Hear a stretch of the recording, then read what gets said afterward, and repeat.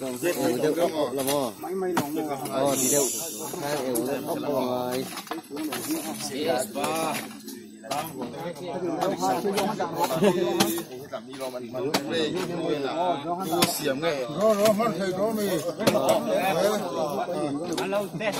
Không mò.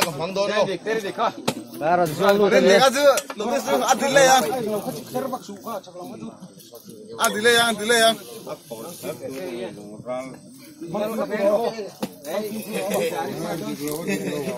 Askar kok pohon tahu aja.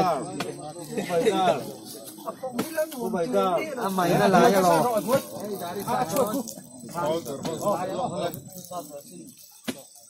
Mà khát tà út mấy này vẫn chiều lại nhiều đúng không? Khát tà út mấy này rồi. Vậy đấy. Cảm ơn làm không con. Anh xem tổ đây.